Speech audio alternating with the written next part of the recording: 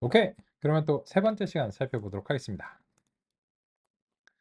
그러면 우리가 이제 구현한 부분하고 좀 이제 그 교재 싱크를 맞춰 보도록 하겠습니다. 63페이지 보면서 이 서술이 이제 받아들여질 수 있는지 같이 확인해 보도록 하겠습니다.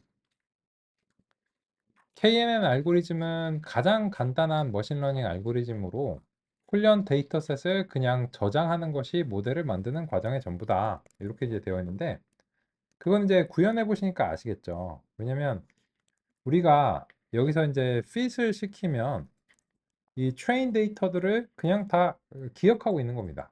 왜? 왜냐하면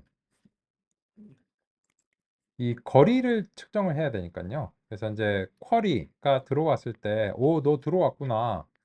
내가 훈련 데이터를 이렇게 몽땅 기억하고 있고, 그 각각이랑 이제 대조를 해보자. 그래서 그 중에서 제일 가까운 애를 찾아서 내가 걔를 알려줄게. 이런 식으로 이제 되는데, 그래서 이제 실제로 구현을 해놓고 보면 이제 이런 서술들이 좀 더 구체적으로 다가올 수 있다라고 생각합니다. 그래서 알고리즘이 훈련 데이터셋에서 가장 가까운 데이터 포인트인 최근 접잇을 찾는다는 점을 구현을 해봤습니다. 그러면 이제 그 교재 아래쪽에서 그림 2-4번을 보시면 이것도 그 당연히 납득이 되시리라 생각합니다. 여기서 이제 이 그림을 그 같이 한번 확인을 해보시면 이 훈련 데이터 포인트들이 이제 동그라미랑 세모인 거고요. 이제 새로운 쿼리라고 제가 이제 부르는 이 쿼리가 이제 별표인 겁니다. 그러면 이제 이 별표에 대해서 최근접 이웃이 동그라미이기 때문에 얘는 동그라미의 색상인 파란색으로 예측이 된 거고요. 이 여기에 쿼리에 대해서는 세모가 제일 가깝기 때문에 세모의 색상인 주황색 계열로 예측이 됐다라고 하는 점을 이 개념도를 확인할 수 있습니다. 교재를 보시는데 한 가지 미리 상의 드렸지만 이 mgrun은 사용하지 않습니다. 이거는 언제 쓰이냐면 지금처럼 그 개념도 같은 것을 생성할 때 쓰는데 이거는 우리한테는 굳이 필요하지 않다고 생각합니다. 저자는 이거를 만드는데 이제 교재를 써야 되니까 교재 그 개념도를 삽입을 해야 되니까 이게 필요하겠죠. 그죠?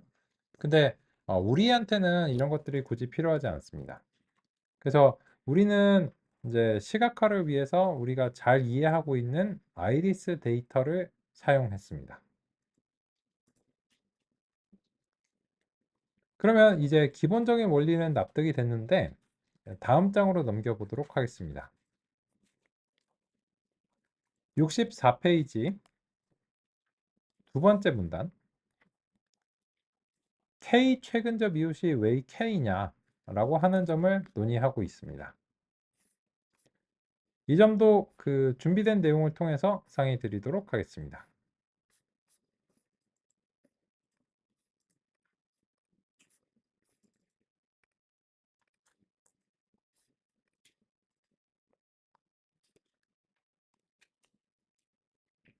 KNN 알고리즘에서 이웃수의 설정은 매우 중요합니다. 가장 간단한 설정은 K1로 이는 특정 데이터 포인트에 대해 가장 가까운 하나의 이웃을 사용해 예측을 수행하는 것입니다. 그러나 이 방법은 특정 샘플에 대해 과도하게 민감하게 반응할 수 있어 대부분의 경우 바람직하지 않습니다. 따라서 일반적으로는 2개 이상의 이웃을 사용하는 것이 권장됩니다. K값은 임의로 설정할 수 있으며 이 때문에 이 알고리즘을 K 최근접 이웃이라고 부릅니다. 이웃의 수를 결정할 때는 분류 목표에 따라 이웃들의 투표를 통해 결정하게 됩니다. 이때 다수결 원칙에 따라 가장 많은 표를 얻은 클래스를 선택합니다. 동점의 경우를 방지하기 위해 종종 이웃의 수를 홀수로 설정합니다. 하지만 이웃의 수를 짝수로 설정하는 것도 가능하며 이 경우 클래스의 표수가 동일할 때는 타이브레이커 규칙이 필요합니다. 가장 간단한 타이브레이커는 동점인 클래스 중 하나를 무작위로 선택하는 것입니다. 보다 정교한 접근으로는 가까운 이웃에 더 높은 가중치를 부여하여 동점을 해결하는 방식을 적용할 수 있습니다. 이는 가까운 이웃의 영향력을 높여 동점을 방지하거나 해결하며 동점이 아닌 경우에도 거리에 따른 가중치가 결과에 중요한 영향을 미칠 수 있습니다. 이거는 이제 그 자명한 얘기인데요. 지금 이웃수가 1인 경우에는 세모로 예측을 할 텐데요.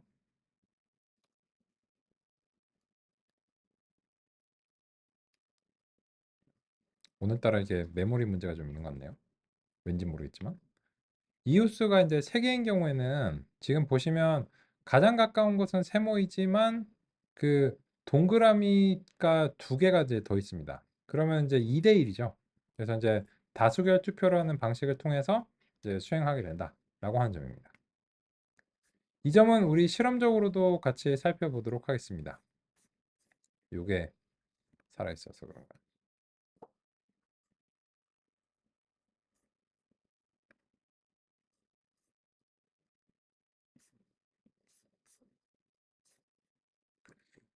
그러면 이제 지금 논란이 될 만한 지점이 여기입니다.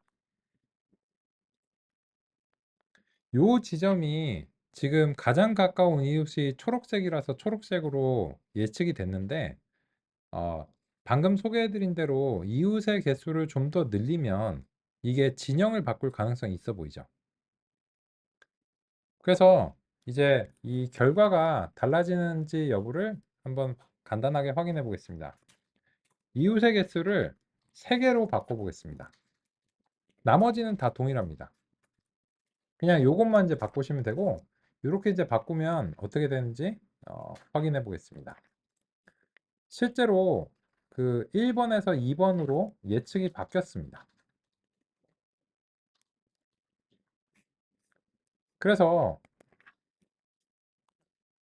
이 시각적으로 봐도 지금 3개로 했기 때문에 아마 요렇게 3개일 겁니다.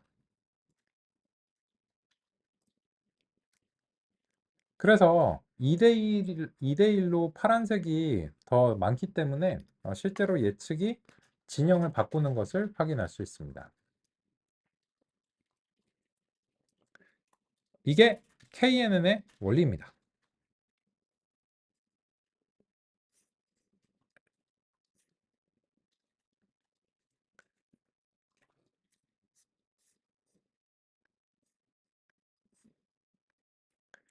그러면 이제 그림 아래쪽에 2-5번을 보시면 이제 비슷한 개념도가 등장하는데 이것도 손쉽게 납득할 수 있다라고 생각합니다.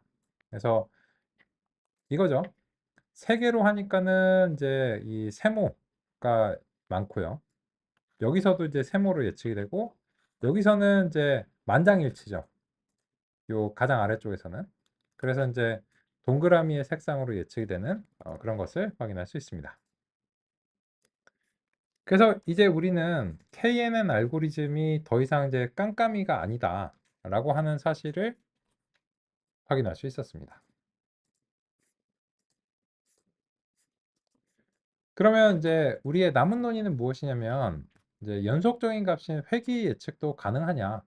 가능합니다. 그 점을 같이 살펴보겠습니다. 69페이지로 가보도록 하겠습니다.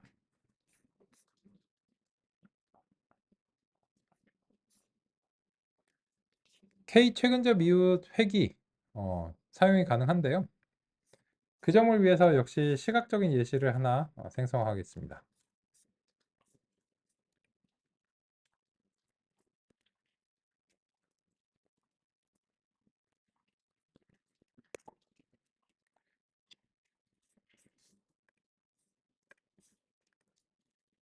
사이클런 네이버스는 똑같습니다. 그런데 이번에는 K 네이버스 리그레서를 가져와서 이제 이것을 기반으로 살펴보고자 합니다.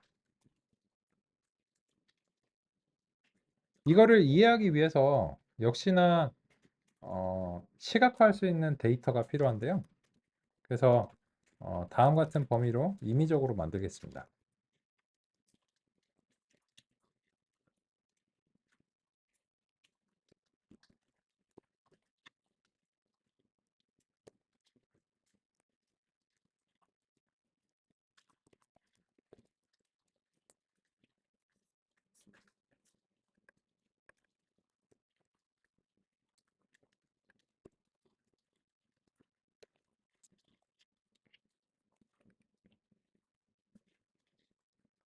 이렇게 하면 그냥 항등함수니까 전혀 재미없죠.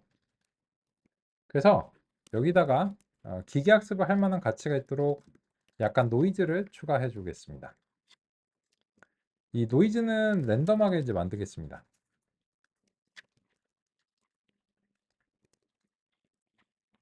그리고 이제 표준 정규분포 확률 모델을 사용해서 노이즈를 만들겠습니다. 요 랜드 n자가 들어갑니다. 그래서 이제 xs의 이제 개수만큼 랜드 n을 이제 추가해서 약간 흥미롭게 만들어 보겠습니다. 그러면 이제 진정한 추세선은 사실 그냥 이 YS에서 이제 노이즈를 뺀 거죠. 그럼 이제 빨간색 점선으로 추세선을 이렇게 이제 그려보도록 하겠습니다.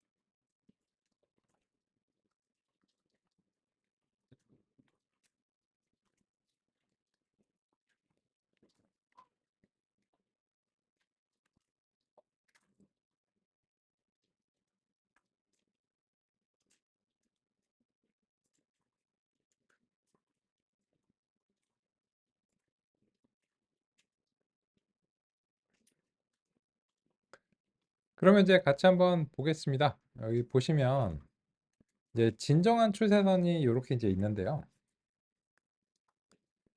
그러면 이제 이런 분포를 가지고 있다면 우리 마음속에 이상적인 모형은 아마도 이럴 가능성이 높겠죠. 그 이상적인 모형을 제가 y0 이렇게 표현을 해 보겠습니다.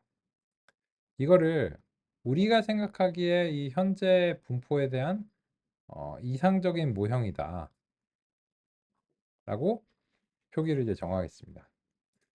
그런데 이제 실제 현실의 데이터는 그냥 y죠. 정말 현실. 근데 그러면 이 현실의 실제 이제 현실과 모형의 관계는 어때야 되는가라고 하면 이제 약간의 오류가 있는 겁니다. 이런 식으로 현실과 모형과 그리고 그거의 이제 오차를 다음과 같이 표현을 해 보겠습니다. 그런데 이 오차라고 하는 것에 대해서는 어느 정도 그 가정이 필요합니다. 왜 그런가 하면 다음과 같이 이제 오차라고 하는 것은 어쩔 수 없이 발생할 수밖에 없잖아요. 이 모형을 만들면 완벽하게 현실을 할 수는 없어요. 근데 이제 그 모형이 얼마나 유용하냐 라고 이제 말하는 것밖에 이제 도리가 없는데 그래서 모형은 언제나 비현실적이고 현실을 이제 근사하려고 노력합니다. 그런데 이 모형이 유용한가? 라고 하는 이제 질문을 대답을 하려면 이 오차에 대해서 어느 정도 가정을 하는 수밖에 없어요. 그때 이 오차의 분포가 정규 분포로 된다면 이 모형이 유용하다라고 평가할 수 있습니다. 왜 그런가 하면 이 표준 정규 분포에서는 이제 그 평균이 0이고 분산이 1이잖아요. 그 말은 무슨 말이냐면 이 평균에서의 값이 발생할 확률이 최대가 된다는 거죠. 그렇다면 이제 표준 정규 분포에서 평균이 0이라고 하는 것은 이 현실하고 모형의 예측이 같을 확률이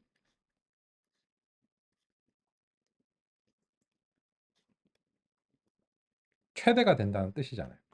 그죠?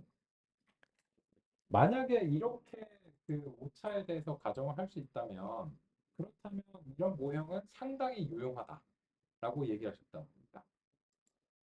근데 만약에 같지 않은 경우도 당연히 있겠죠. 근데 그 같지 않은 경우에 오차가 점점 멀어질수록 작아지잖아요. 그렇다면 이제 그런 확률이 없지는 않지만 그런 확률이 멀어지면 멀어질수록 이 모형의 예측에서 멀어지면 멀어질수록 그런 값이 발생할 확률이 낮아진다면 그렇다면 이 모형은 가급적 현실에 대해서 유용하다라고 얘기할 수 있다는 겁니다. 만약에 이런 범주에 들어간다면 이제 훌륭한 모형인 거죠. 그런데 이런 분포에 대해서 KNN이 잘 예측할 수 있을 것인가? 라고 그리고 또 어떻게 예측할 것인가? 이런 점들을 같이 얘기해 보려고 합니다.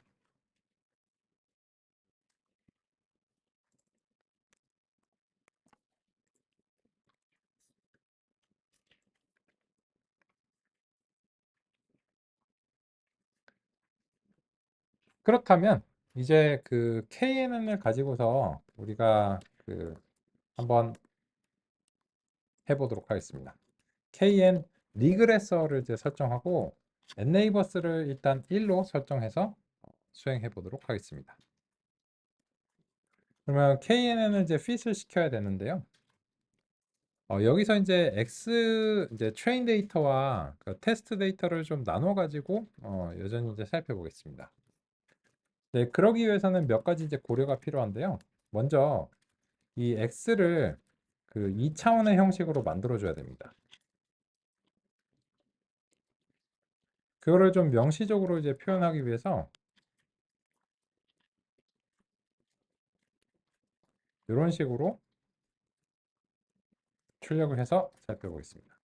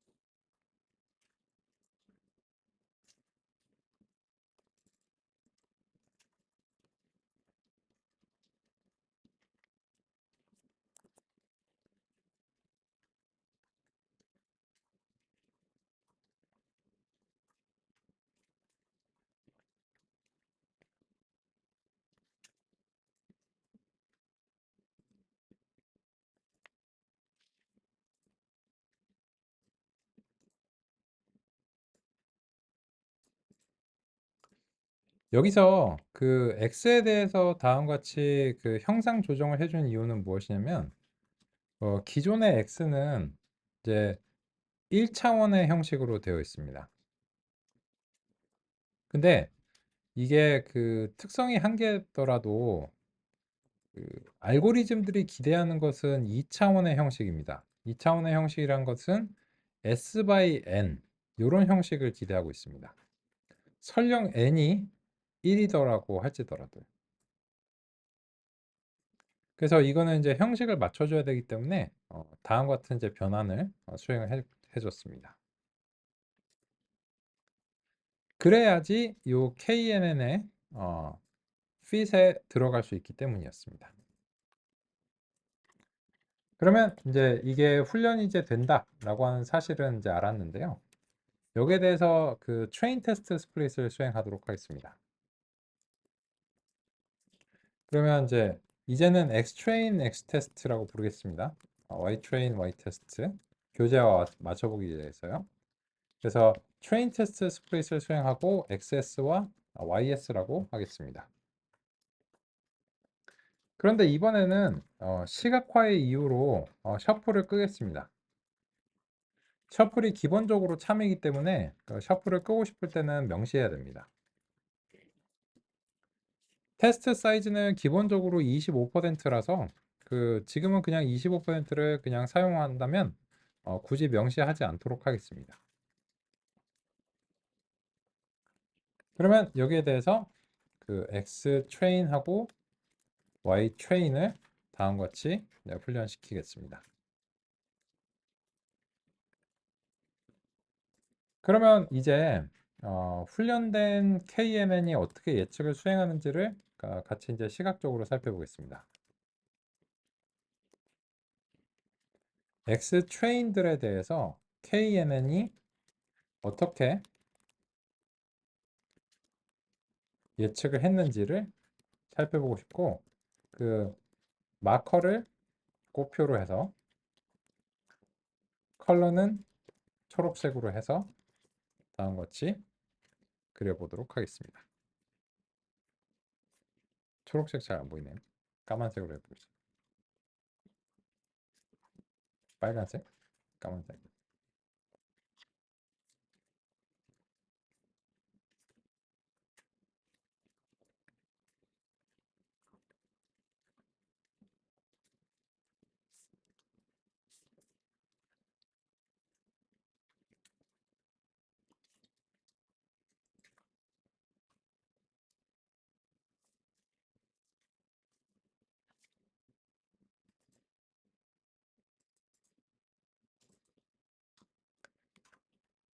그러면 이 결과를 같이 확인해 보도록 하겠습니다.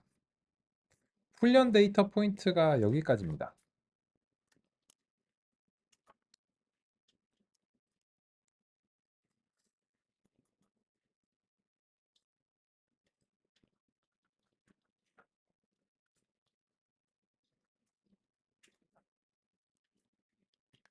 그러면 훈련 데이터 포인트들에 대해서는 현재 그 K가 1이고요. 그 K가 1인 상황에서는 완벽하게 예측하는 것을 확인할 수 있습니다. 즉, 현실하고 모형의 예측이 완벽하게 일치합니다. 그 왜 그럴까요? 왜냐하면 이 거리를 구할 때 훈련 데이터 포인트를 다시 물어보게 되면 자기 자신과의 거리를 구하게 되고 자기 자신이 곧 최근접 이웃이 되기 때문입니다. 이러면 예측이 완벽합니다.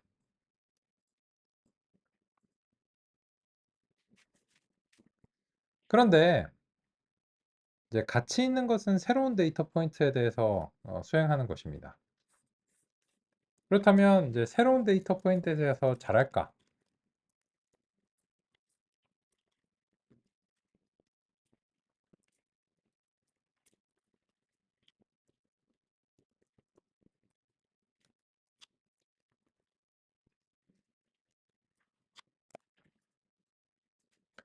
그러면 새로운 데이터 포인트인 그 X 테스트들을 다음과 같이 이제 예측을 시켜봤습니다.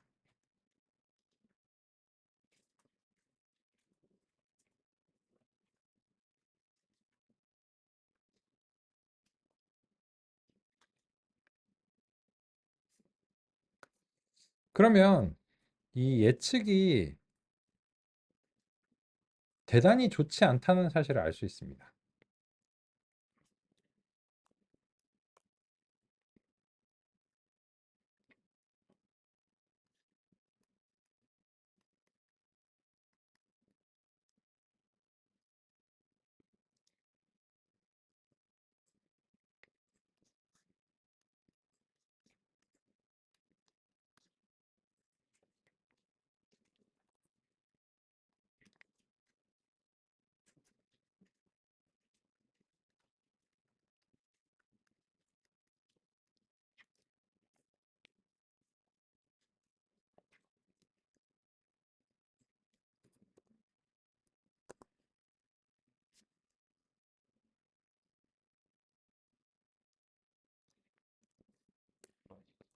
왜 이게 좋지 않나요? 딱 보기에도 좋지 않죠. 이게 좋은 예측이 발생했다면 요 근방에서 현실하고는 좀 안 맞더라도 요 근방에서 이렇게 예측이 됐었어야지 우리가 생각하는 좋은 예측이라고 생각하잖아요. 그죠? 근데 이 Y 테스트는 그냥 이렇게 쭉 그어버린 거예요.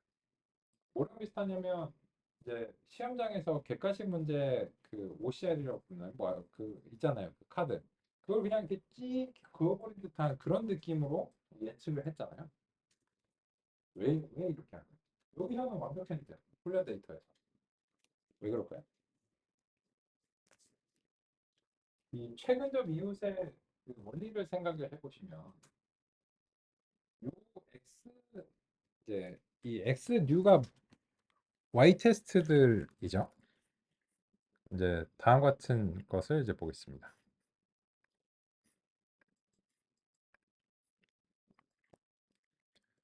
그러면 이제 X 테스트의 구간을 우리가 시각적으로 잘 표시를 해보겠습니다.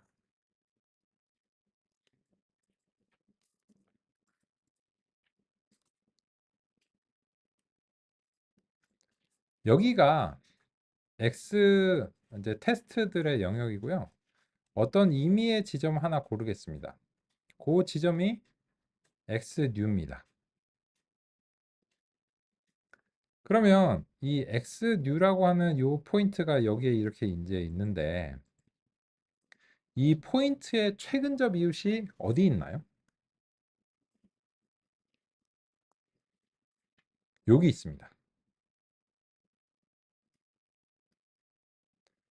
이 훈련 데이터 포인트의 가장 마지막 포인트가 얘가 X 최근접 이웃이 되는 겁니다.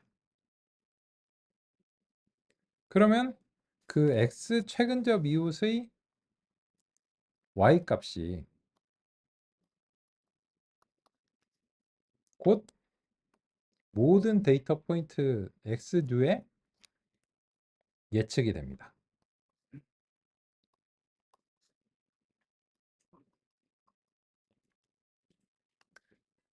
그러면 이제 X 요 시점 이후 모든 데이터 포인트들은 얘가 다 최근적 이웃이죠. 그러니까 모두 동일한 예측을 다 수행해버려요. 제가 먼저 잘 이해가. 아, 네. 이게 그 이쪽은 x들인데요. x가 이제 1차원입니다. 그리고 여기는 이제 y 값들입니다. 왜 그러냐면 이게 그 회귀와 분류의 그래프의 차이점을 이제 납득하셔야 되는데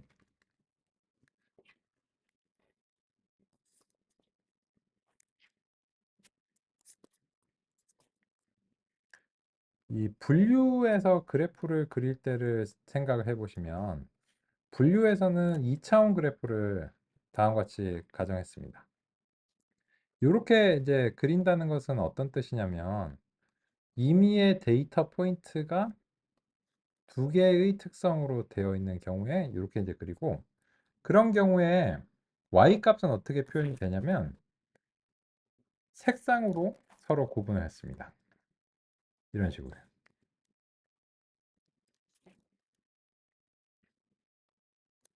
그래서 분류의 경우에는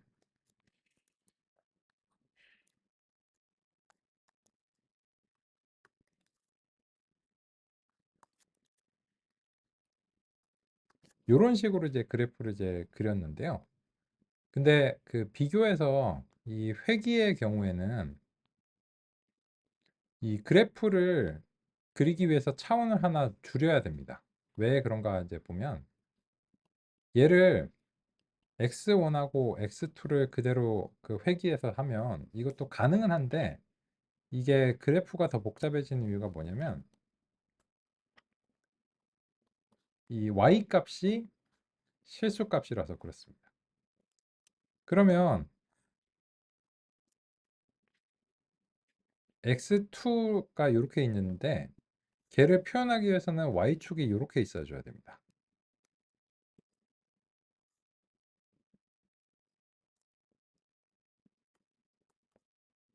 그래서 예를 들어서 x1하고 x2가 어떤 지점에 이제 발생했다.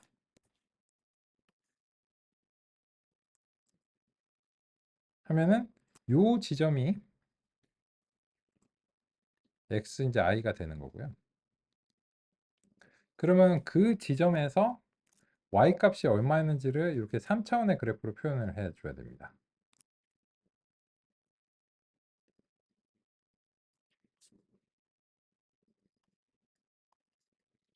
그러다 보니까 이 회귀의 경우에는 이 그래프가 좀 복잡하니까 차원을 하나 이제 줄이는 게 편리합니다.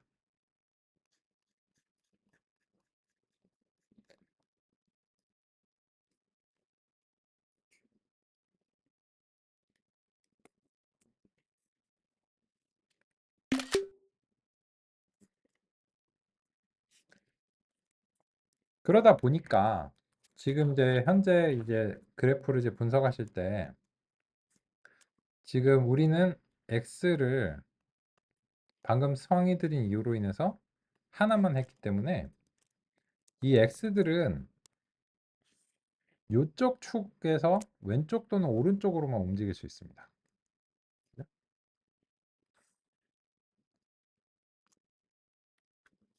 그러니까 이제 그 x의 훈련 데이터들의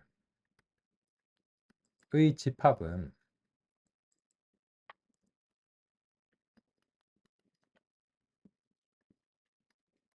이렇게 이제 있는데 그러면 이제 이거를 시각적으로 표현하기 위해서 요 얘를 x1이라고 부를게요. 셔플을 안 했으니까.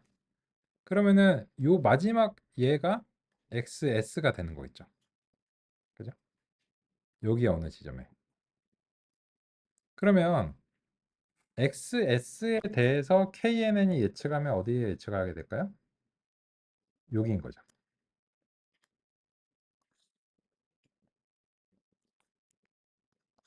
이게 ys입니다. 이게 실제 데이터 포인트고요. 요건 납득이 되시나요? 그렇다면 새로운 데이터 포인트들은 요 축의 어느 방향에서 한 포인트가 되는 거죠. 근데 새로운 데이터 포인트여야 되니까 지금 테스트 데이터들의 범위는 여기서 이제 발생하는 겁니다. 우리가 이제 데이터를 그렇게 이제 만든 거죠. 그러면 X 테스트들의 그 집합에서 어느 한 데이터 포인트를 하나 잡아가지고 얘를 X new라고 부를게요. 그러면 X new한테서 제일 가까운 이웃은 어디 있나요? 얘가 제일 가깝죠. 상대적으로 X1은 거리가 이만큼이나 되잖아. 그러면 이제 얘는 멀고 가까워지면서 얘가 제일 가깝겠죠. 그래서 얘가 이제 최근적 이웃이 되는 거예요. 그렇다면 얘 입장에서는 얘가 최근적 이웃이기 때문에 얘의 y 포인트가 자신의 예측이 되는 거죠. 이제 한 차원이 줄었기 때문에 이제 약간 헷갈리는데 그래서 이제 논의가 필요하다고 생각합니다.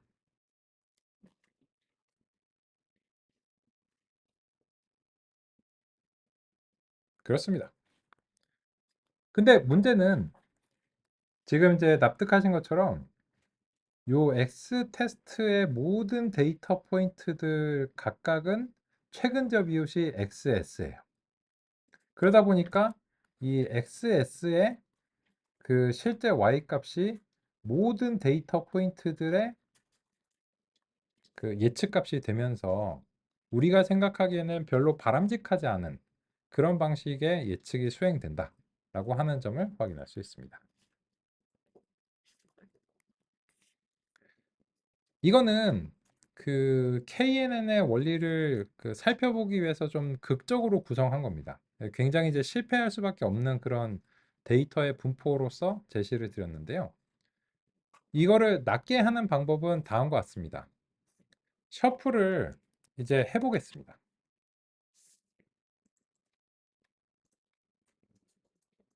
그러면 이제 이게 어떻게 달라지는지 같이 시각적으로 관찰해 보도록 하겠습니다. 이 보시면 그 훈련 데이터 포인트들은 검은색으로 표시가 되고 이제 테스트에 대한 예측은 붉은색으로 표시가 되는데 좀 낫죠. 좀 낫-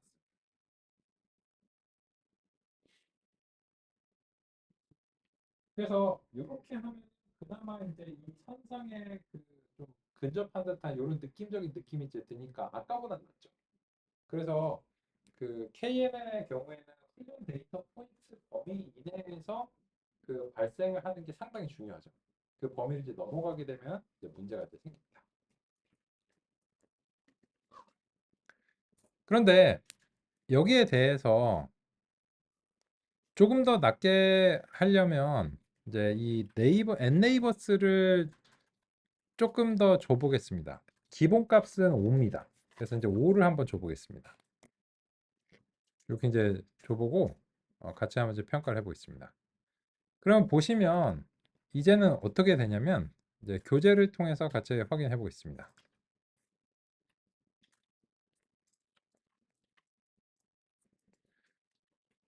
이웃을 한 개만 쓸 때는 예측은 그냥 뭐 고민할 게 없죠. 가장 가까운 최근접 이웃의 타겟 값을 그냥 쓰면 되는데 그것이 실수값이라고 해도 한 개인 경우에는 뭐 전혀 고민이 없습니다. 그런데 지금처럼 여러 개가 되는 경우는 어떻게 하면 될까요? 70페이지로 넘겨보겠습니다.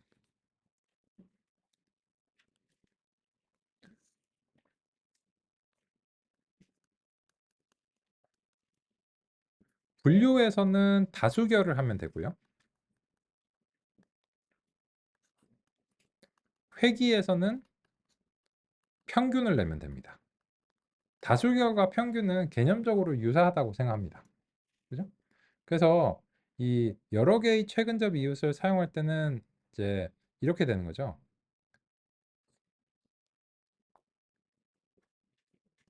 이게 여러 집합이 되는 거죠. 1번 표본하고 뭐 2번 표본하고 3번 표본 이렇게 세 개를 한다면 K가 이제 3인 경우가 되겠죠. 그런 경우에 예측 값은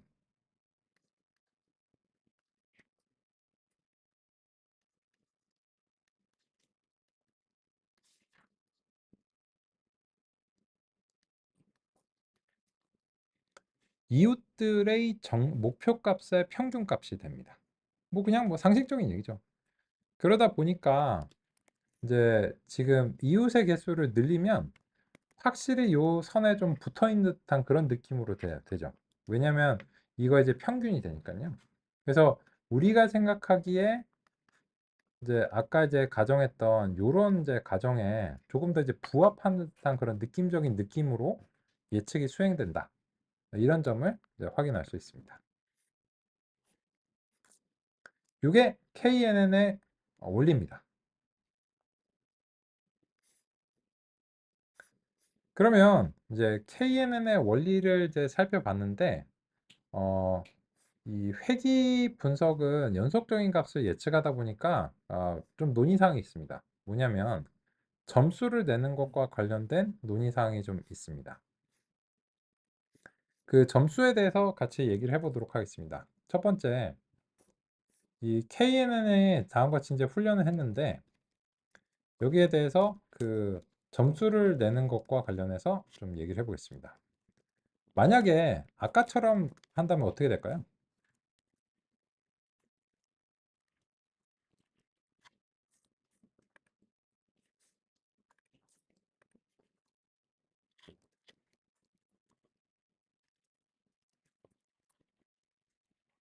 먼저 이제 점수를 내기 위해서 예측 값을 우리가 각각 훈련과 이제 시험에 대해서 이렇게 구하겠습니다.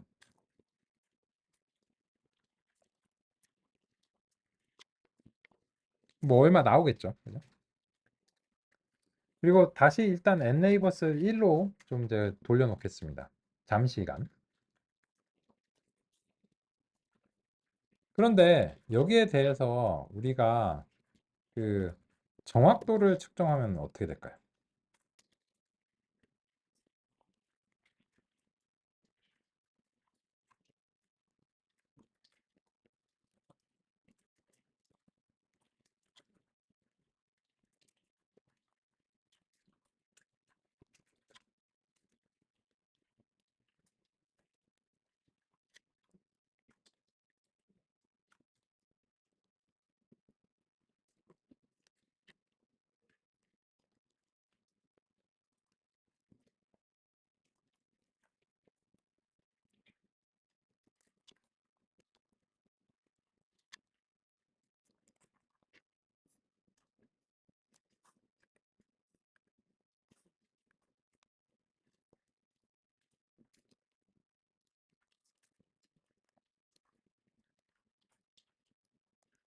요 따옴표 쌍이 그 작은 따옴표와 구분돼야 되기 때문에 안쪽에서는 큰 따옴표를 써줘야 되겠네요.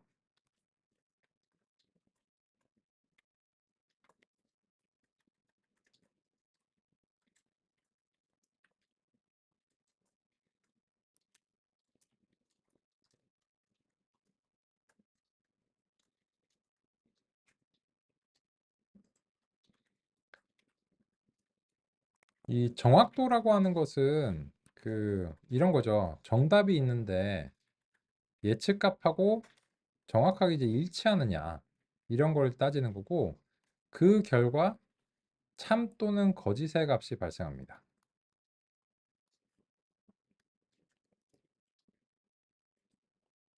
그런데 이거는 이제 정확하게 일치하는 경우는 분류에서는 괜찮은데 예를 들어서 그 정답이 1.0인데 예측을 1.00001로 했다라고 생각해 볼게요. 그럼 어떤가요? 이거는 훌륭한 예측이라고 봐야 되겠죠. 근데 이렇게 그 같은가 여부를 보면 이 결과는 거짓입니다.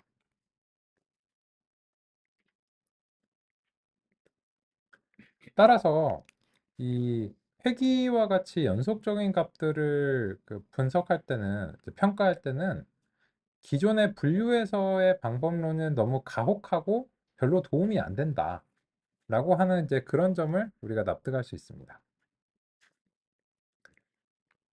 그럼 어떻게 하는 게 바람직할까요? 그래서 이제 그 가장 상식적인 것은 평균 절대 오차입니다.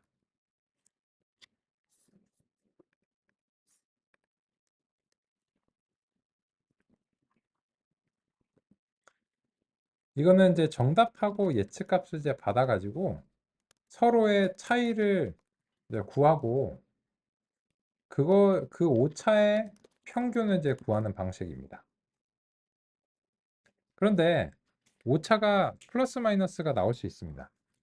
따라서 그냥 집계하게 되면 오차가 서로 상쇄될 수 있기 때문에 얘를 절대값으로 이제 처리를 하는 겁니다. 앱솔루트. 그래서 평균 절대 오차의 관점에서 이제 보겠습니다. MAE라고 이제 부르는데요.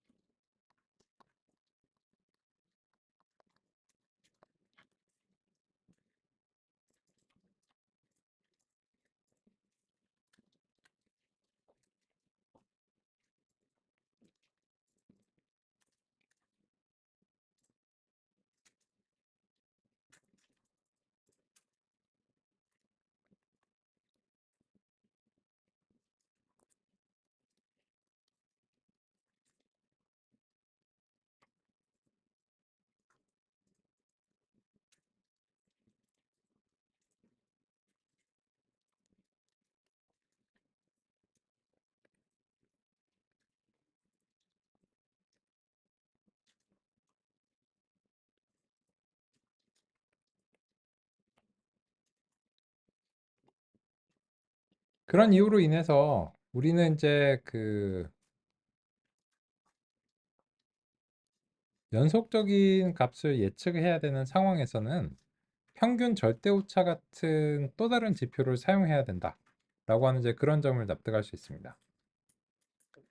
그래서 이 평균 절대 오차는 이제 오차 값들의 평균인데 서로 상쇄가 되지 않도록 오차의 절대값을 하는 거죠. 이게 뭐 정답이 항상 예측값보다 크다라고 할 수는 없으니까요. 그렇다면 이제 요 지표는 0인 게 베스트입니다.